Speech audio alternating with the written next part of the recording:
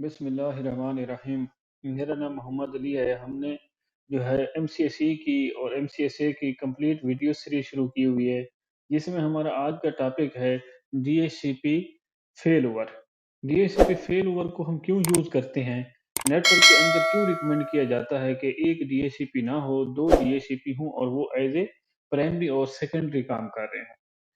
DHCP fail over configure किया जाता है इसलिए कि अगर हमारा सपोज़ एक डीएचसीपी सर्वर, जैसे ये प्राइमरी डीएचसीपी सर्वर है, ये अगर हमारा डाउन हो जाए प्राइमरी डीएचसीपी सर्वर, तो हमारा जो सेकेंडरी डीएचसीपी सर्वर है, तो वो क्लाइंट्स को आईपी असाइन करता रहे।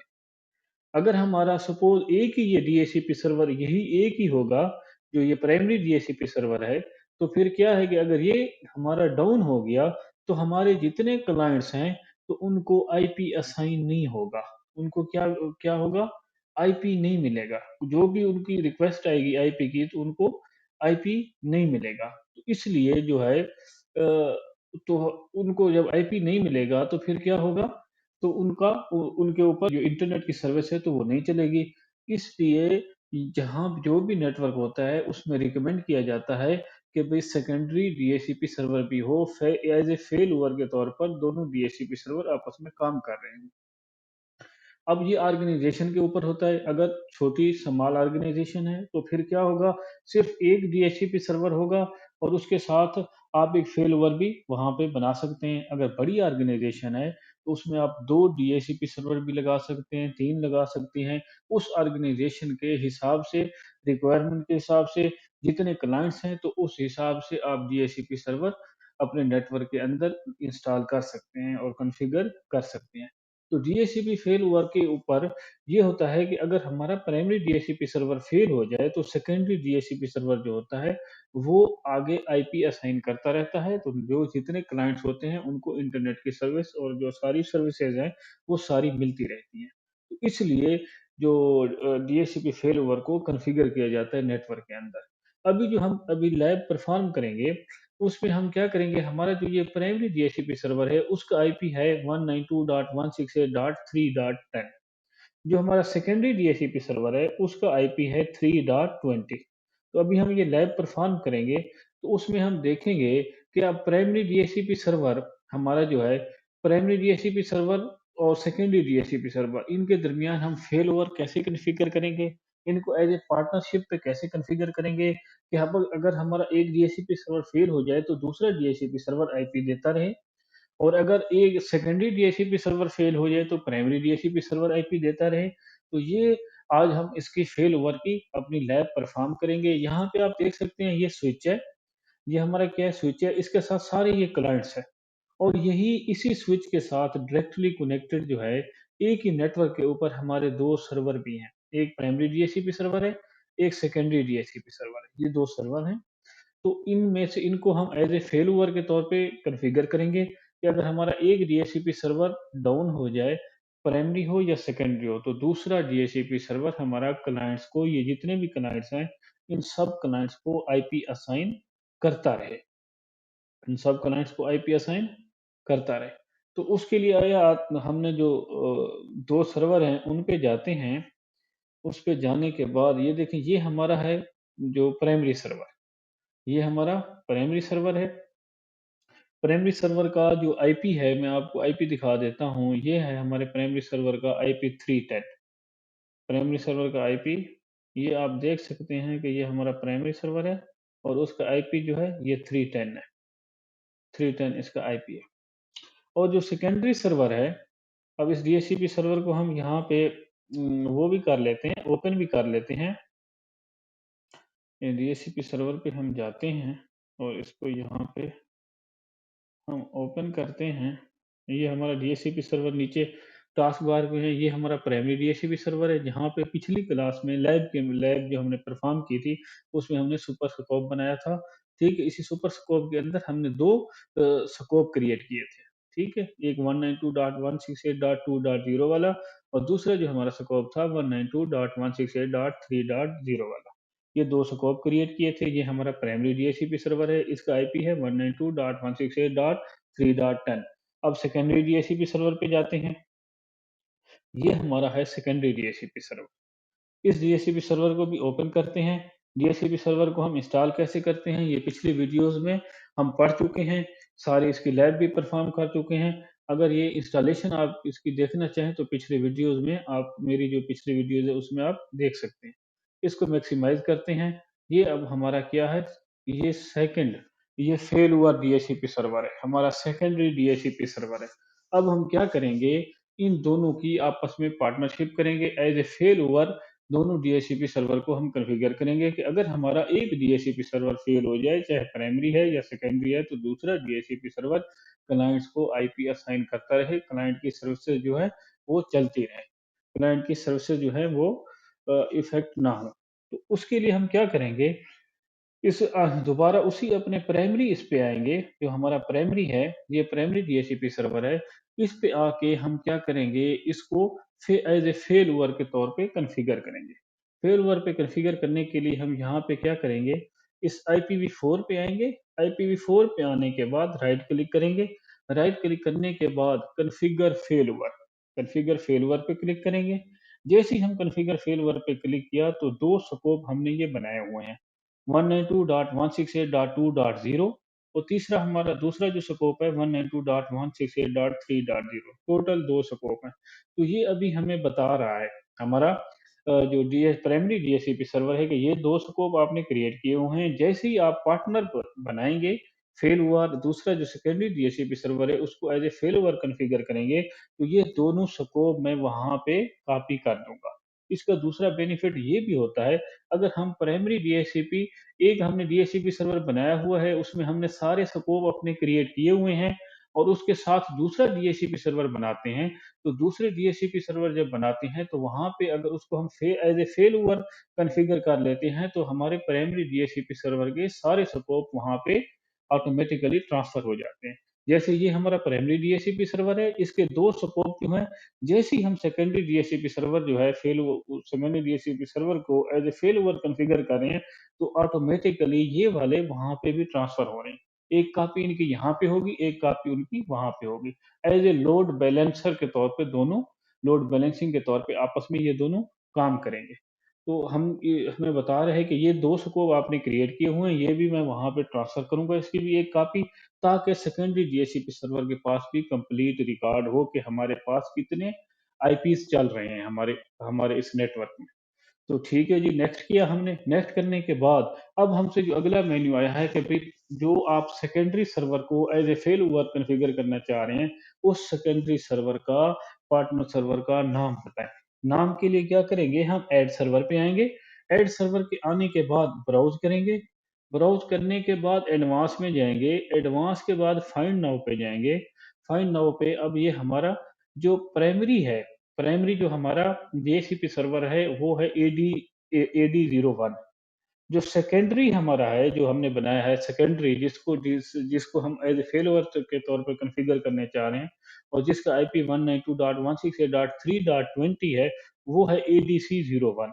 यहाँ पे आप देख भी सकते हैं, मैं आपको यहाँ पे दिखा देता हूँ कि ये है हमारा क्या, इसमें हम जाते हैं इसके सर्वर मैनेजर पे, सर्वर मैनेजर पे हम आ गए। सर्वर मैनेजर पे आप यहाँ पे देख सकते हैं, ये जो हमारा सेकेंडरी डीएचसीपी सर्वर है, इसका नाम एडीसी 01 है। एडीसी 01, ये देख सकते हैं इसका नाम क्या है, एडीसी 01, और इसका आईपी क्या है 192.168.3.20। इसी को सेलेक्ट करेंगे, इसी को अब हम प्राइमरी डीएचसीपी सर्वर का पार्टनर बना रहे हैं। तो उसके लिए हम अब क्या है, जाएंगे उसी पे, इसको क्लियर कर देते हैं। उसके बाद हम जाते हैं अपने उसी प्राइमरी डीएचसीपी सर्वर पे, जहाँ पे हम फेलओवर कॉन्फ़िगर कर रहे हैं। यहाँ पे जाने के बाद हमारा जो सेकेंडरी डीएचसीपी सर्वर है वो एडीसी 01 है, इसको सेलेक्ट करेंगे और इसको ओके करेंगे। ओके करने के बाद ओके किया। अब ये हमारा एडीसी 01 सेकेंडरी डीएचसीपी सर्वर यहाँ पे सिलेक्ट हो चुका है। इसको ओके किया, ओके करने के बाद अब ये आगे अगली स्क्रीन आएगी। अब यहाँ पे हमें बता रहा है कि आपका जो सेकेंडरी डीएचसीपी सर्वर है, जिसको आप एज़ ए फेलओवर के तौर पे कॉन्फ़िगर करना चाह रहे हैं, तो उसका नाम है एडीसी 01, हमने कहा यही नाम है। इसको नेक्स्ट किया, नेक्स्ट करने के बाद यहाँ पे हमें बता रहा है कि इस रिलेशनशिप का आप क्या नाम रखेंगे। इसने जो सजेस्ट किया है, इसने सजेस्ट किया है कि इसका नाम होगा एडी 01 जो हमारा प्राइमरी डीएचसीपी का नाम है। आगे आज़ाद डॉट कॉम जो हमारी क्या है डोमेन नेम है। तीसरे नंबर पे जो है ADC01 ये जो हमारा सेकेंडरी डीएचसीपी का कंप्यूटर नेम है। यानी जो सर्वर हमारा सेकेंडरी डीएचसीपी सर्वर का जो नेम है वो है, तो हम कहते हैं एज़ इट यही रहने दें। नेम ठीक है, वरना अगर हम इस नेम को चेंज करना चाहें, अपनी मर्ज़ी से कोई ना नेम देना चाहें तो वो भी हम दे सकते हैं। अगला जो है कि मैक्सिमम क्लाइंट लीड टाइम, जो आप फेल वर्क को कॉन्फ़िगर कर रहे हैं, तो वो मैक्सिमम 1 आवर तक क्लाइंट्स को, जैसे ही क्लाइंट्स को आईपी रिलीज़ किए हुए हैं, जैसे ही उनकी आईपी रिलीज़ का टाइम पूरा होता है, तो दोबारा वो क्लाइंट रिक्वेस्ट करते हैं कि भई आईपी मेरा रिन्यू किया जाए, लीज़ टाइम मेरा बढ़ाया जाए। जैसे सपोज़ क्लाइंट्स को 1 घंटे का लीज़ टाइम हमने दिया है, जैसे ही 1 घंटा कंप्लीट होगा, 1 घंटे से कुछ टाइम पहले दोबारा उनकी रिक्वेस्ट आएगी, मेरा टाइम कंप्लीट होने वाला है, तो मुझे इसका लीज़ टाइम बढ़ा दें। तो वो लीज़ टाइम जब इसके पर सेकेंडरी सर्वर के पे आएगा, तो सेकेंडरी सर्वर जो है, ये उनका लीज़ टाइम बढ़ा सकता है। तो इस ये मैसेज है। दूसरा, इसको ऐज़ ए हम कैसे पे कॉन्फ़िगर करेंगे? बाय डिफ़ॉल्ट ये लोड बैलेंसिंग पे होता है। बाय डिफ़ॉल्ट किस पे होता है? ये हमारा लोड बैलेंस पे होता है। 50% लोड होता है प्राइमरी डीएचसीपी सर्वर पे और 50% जो लोड होता है, ये सेकेंडरी डीएचसीपी सर्वर पे होता है। तो बाय डिफ़ॉल्ट इसी के ऊपर रिकमेंडेशन यही है कि आप इसको एज़ ए लोड बैलेंसिंग के तौर पे कॉन्फ़िगर करें। यानी 50% ये आईपी असाइन करेगा प्राइमरी डीएचसीपी सर्वर, 50% आपका जो सेकेंडरी डीएचसीपी सर्वर है, जिसको आप एज़ ए फेलवर के तौर पे कॉन्फ़िगर कर रहे हैं, वो आईपी असाइन करेगा। तो अगर इसको हम हार्ड स्टैंड बाई पे करें, हार्ड स्टैंड बाई का मतलब ये है कि ये एज़ ए स्टैंड बाई के ऊपर तो काम करेगा। जैसे ही ये देखें 5%, जैसे ही आपका डीएचसीपी प्राइमरी डीएचसीपी सर्वर अगर फेल हो जाता है और उसको जब वो रिक्वेस्ट क्लाइंट्स की जाती है, 1% रिक्वेस्ट गई, वो फेल हो गई, 2%, 3%, जैसे ही 5% पे रिक्वेस्ट 5% तक पहुँच के भी फेल हो गई, प्राइमरी सर्वर फेल हो चुका है, आगे क्लाइंट्स को आईपी असाइन नहीं कर रहा, तो फ़ौरन हमारा जो सेकेंडरी डीएचसीपी सर्वर है, जो स्टैंड बाई पे है, वो as a full primary server बन के उनको क्लाइंट्स आईपी देना शुरू कर देगा। उनको फिर 50% नहीं देगा, उनको as a full primary server react करके उसको पूरे जितने भी स्कोप होंगे, सारे स्कोप के जिसका जो आईपी होंगे, वो सारे आईपी उनको असाइन करेगा।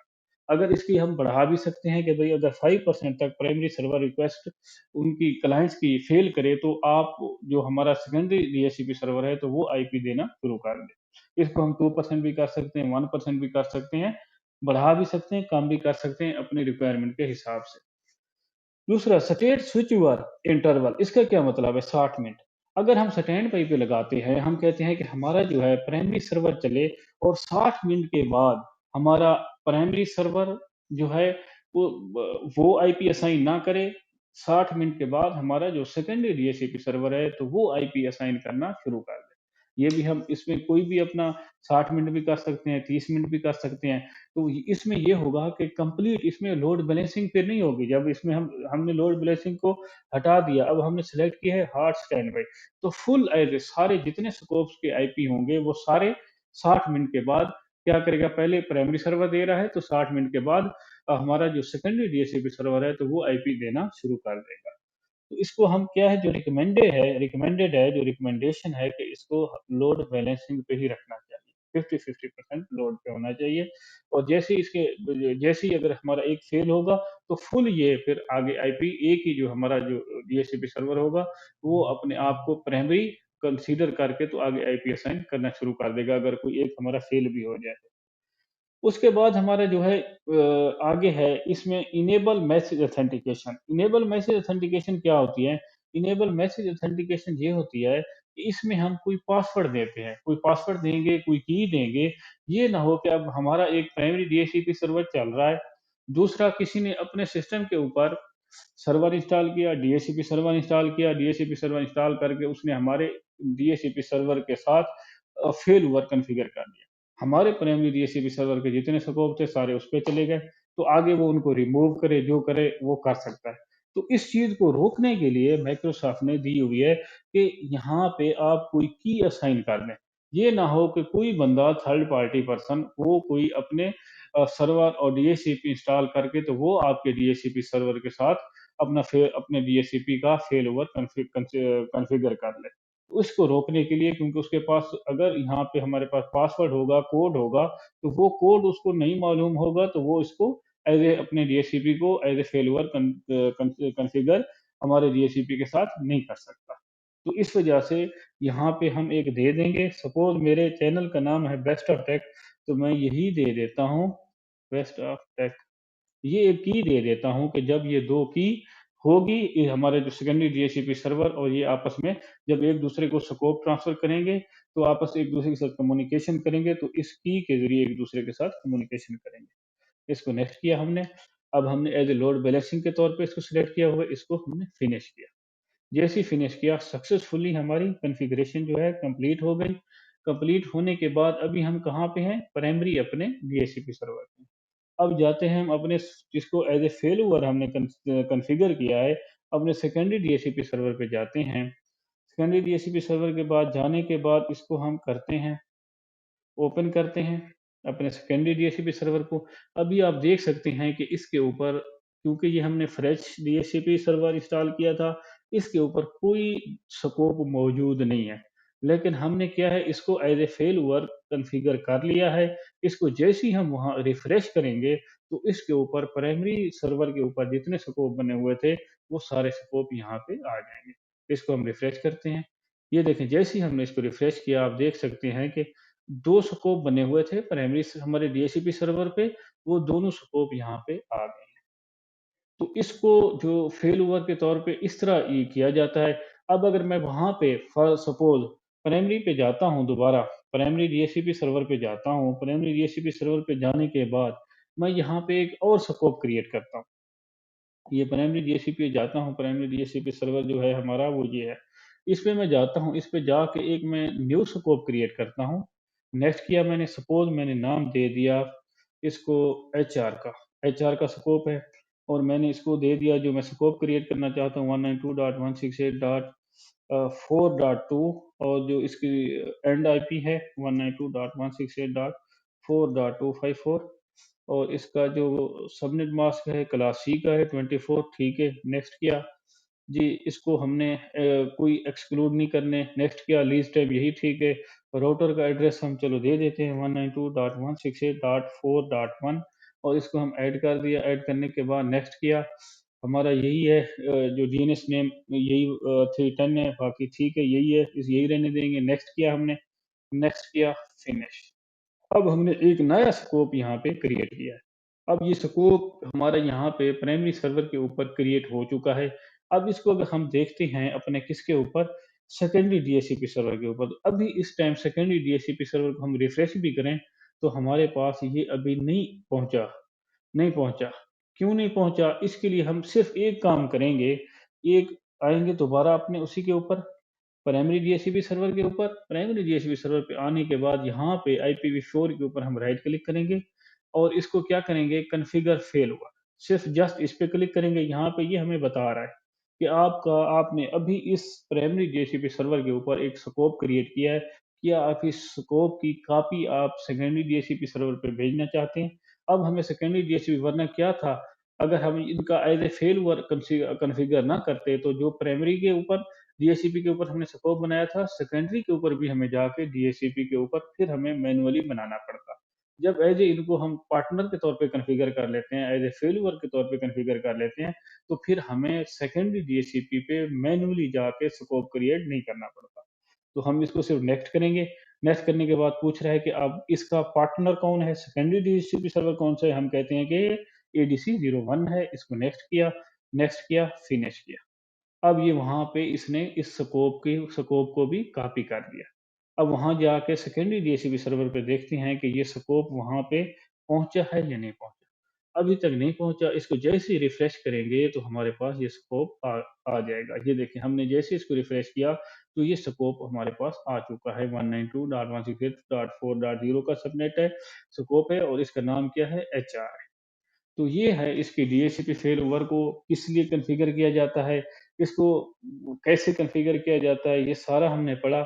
प्राइमरी डीएचसीपी सर्वर जब अगर फेल हो जाए, तो फिर सेकेंडरी डीएचसीपी सर्वर को कॉन्फ़िगर किया जाता है। जो secondary DHCP server as a primary server के तौर पे सारी सर्विसेज देना शुरू कर देता है। दूसरा, अगर प्राइमरी डीएचसीपी सर्वर के ऊपर जो हम स्कोप बनाएंगे, वो स्कोप हमें सेकेंडरी डीएचसीपी सर्वर होगा तो वहां पे हमें मैनुअली नहीं बनाने पड़ेंगे, तो ये खुद प्राइमरी डीएचसीपी सर्वर के स्कोप सारे वहां पे ऑटोमेटिकली उसकी कापीज जो हैं वो ट्रांसफर हो जाएंगे। तो आज का लेक्चर यहाँ तक ही। आपसे गुजारिश है कि चैनल को सब्सक्राइब करें, वीडियोस को लाइक करें और बेल आइकन को क्लिक करें ताकि जो भी मैं नई वीडियो अपलोड करूं तो फौरन आप तक पहुंच जाए।